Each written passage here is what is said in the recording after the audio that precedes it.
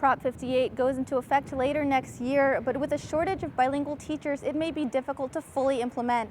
On campus, Isabelle Tham, Update News. A controversial lecture focusing on income inequality in America, a Stanford professor came to SJSU to give his thoughts on the issue. The university allows students to apply for graduation up to a year in advance to secure their spot. On campus, Isabelle Tham, Update News. San Jose Vape has helped turn many new leaves for former tobacco users. The downtown shop is a popular hangout space for vapers. I actually quit chewing tobacco after 2 years and started vaping. I'm now almost 2 years into vaping, and I haven't picked up a single piece of tobacco, nothing since, just because I prefer my flavors and everything. I know it's the healthier alternative. Prop 56 will add a $2 tax to cigarettes. But what most people don't know is that it will also tax e-cigarettes and liquid nicotine, products that really help people break their tobacco habits. It's going to put more burden on the consumer as far as trying to get away from cigarettes.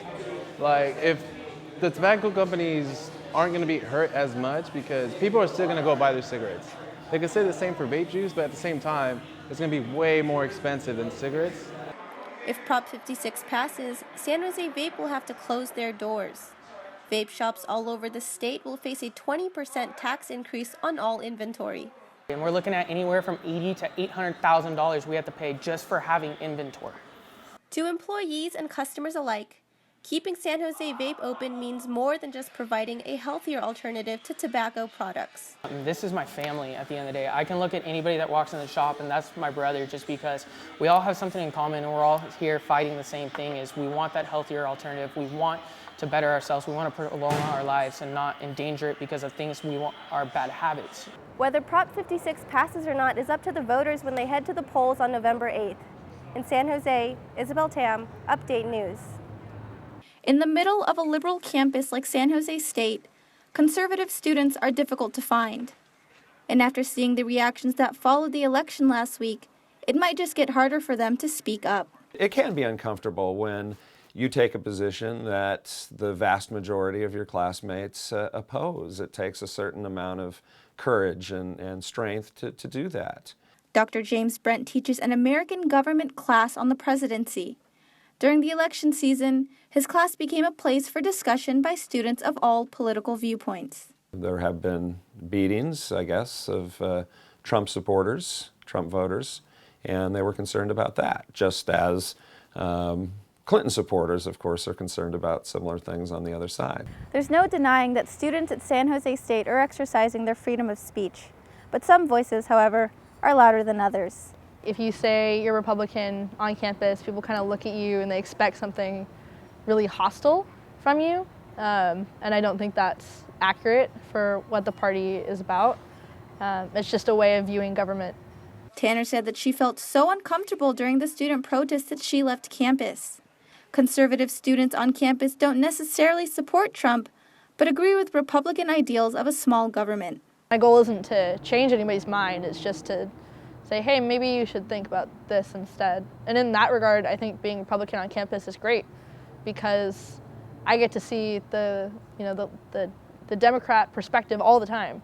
But no matter the viewpoint, moving forward after the election will take cooperation from all political parties. On campus, Isabelle Tham, Update News. The Associated Students website proudly announces the new homecoming royalty, Jamie Asanio and Ashley Washington, two women who were both selected in lieu of a traditional king and queen. It doesn't have to be two women, it doesn't have to be a man and a woman. It could have been two men, but the two homecoming queens that got the spot got what they deserved. Some students were unaware of this year's selection, but agreed with the results nonetheless. So I was actually Fire the Fountain, and when they did it, I was a little like, oh, like, where's the king at? That was a little weird because I'm not used to it, but I actually thought it was really cool because they're kind of like eliminating that gender stereotype of like a guy and a girl. Homecoming royalty is selected by a recommendation board based on academics and campus involvement. Washington decided to apply because of her participation on campus and in the community.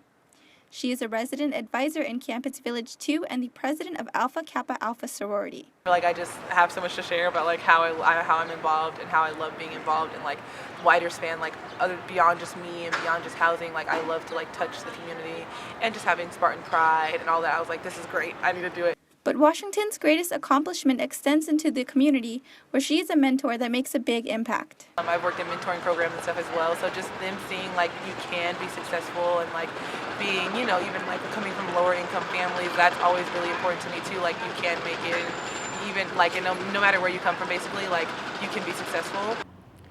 San Jose State's selection of 2 women as homecoming royalty is just the beginning to a more inclusive campus. On campus, Isabelle Tham, Update News.